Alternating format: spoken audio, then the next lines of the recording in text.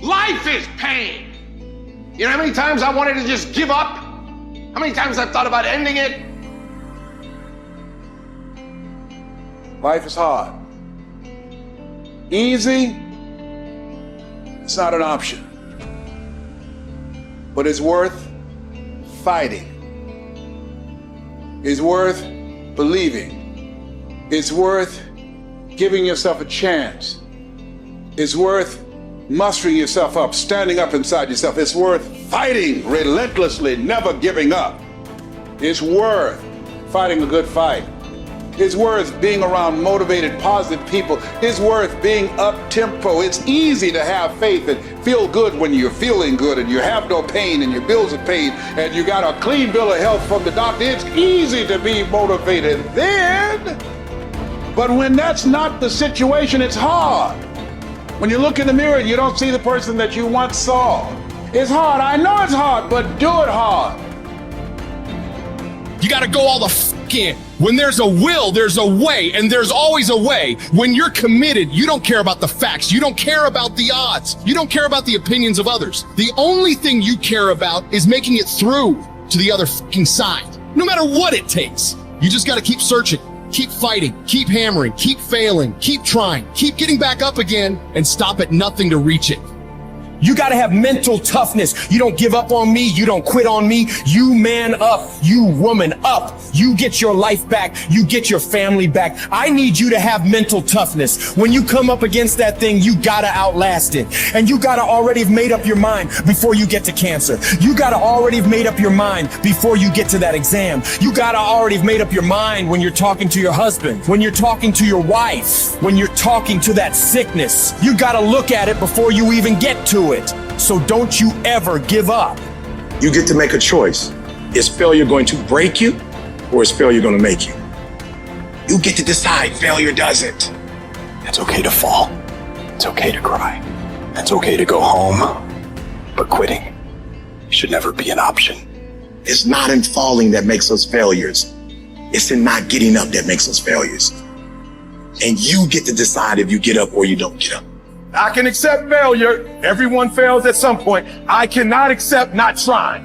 I don't feel rejected. I tried. How do you feel rejected when you try? The person who didn't try should feel rejected. The person that didn't try should feel defeated. I tried. I don't feel rejected. I feel good about myself. I don't feel bad. I gave it 120%. You can't never feel bad when you put forth 120%. You can't let the outcomes make you feel whack. I'm not whack. I'm a warrior. I'm a problem solver. I'm not soft. I'm not weak. I don't quit. I don't give up. I don't surrender. I don't always win, but I always try.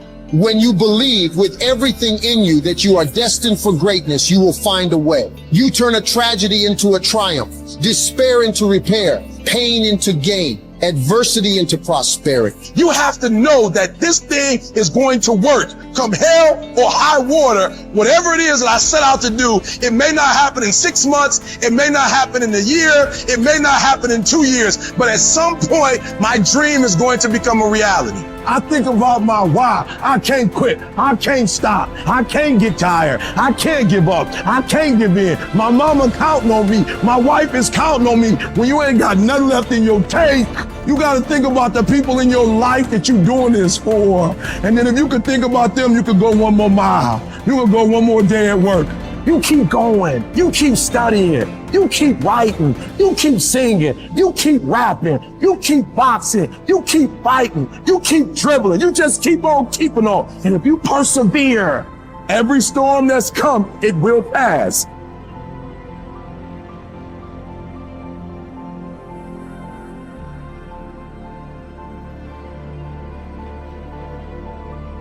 Do you know abundance is our birthright?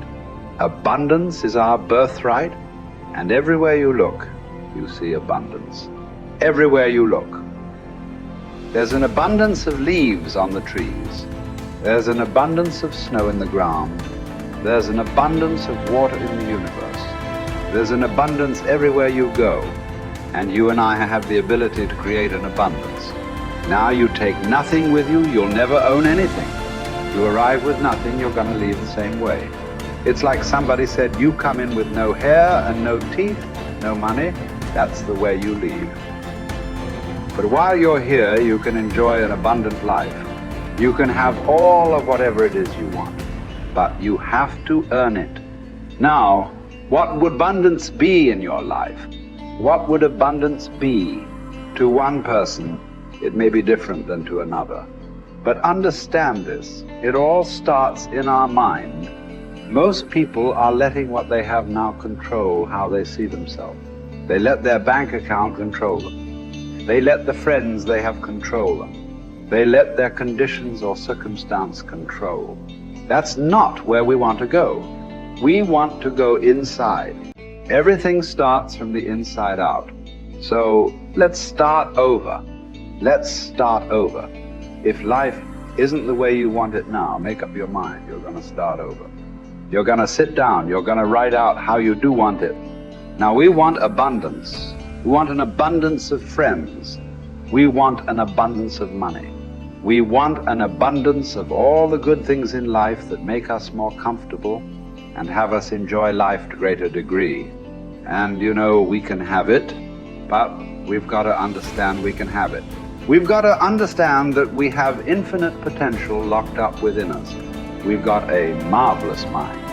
We can think anything we want.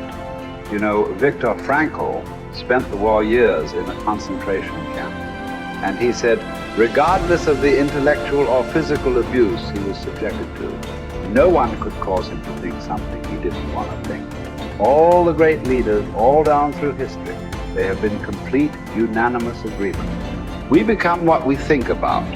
Well, don't think lack and limitation. Think abundance in whatever you want. See yourself with plenty, with abundance.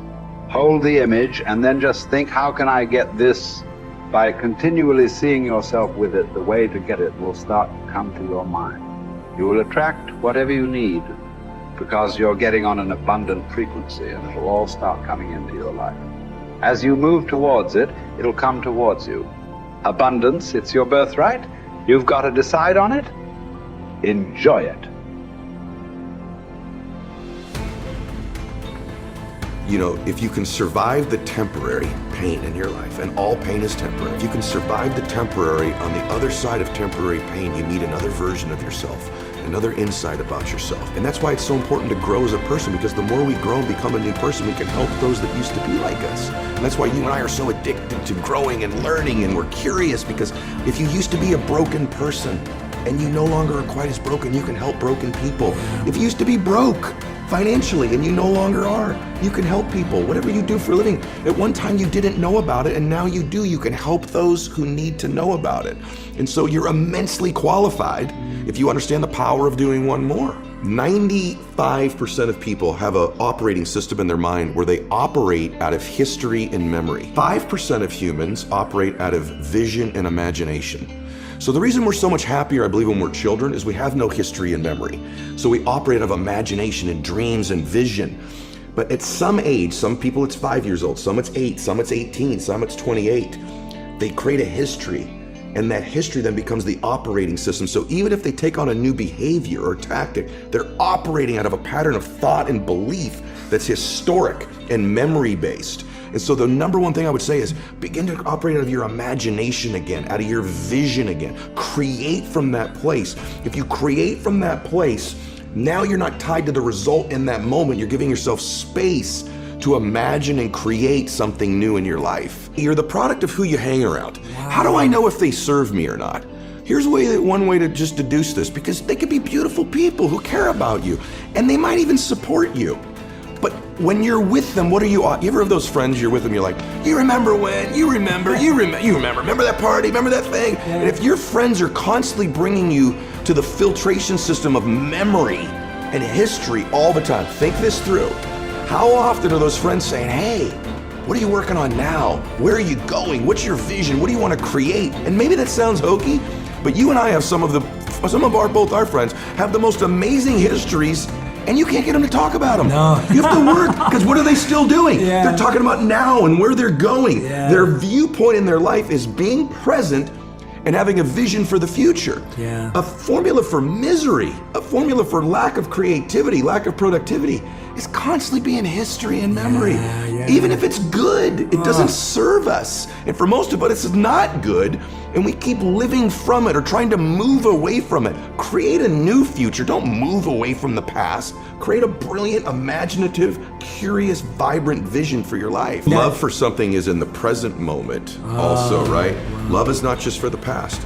And it's funny how important one day is, man. When my dad got sick, my dad got cancer. When he first got sick, he goes, hey, my dad was a dude. He goes, look, I'll fight this one time. Okay, I'll do your little chemo and your surgery, but I'm not gonna pour poison into my body. I'm not gonna lose my hair. I'm not gonna deteriorate. I'll give this thing a shot once. If it doesn't work, I'm out. That led to 8 years of him fighting it. Chemo, radiation, proton therapy, surgery, chemo, experimental chemo, and he did lose his hair and he was in pain. And I'd say to my dad, Dad, you're suffering so much. You said you wouldn't suffer. He said, no, Eddie, I'm in pain, but I'm not suffering.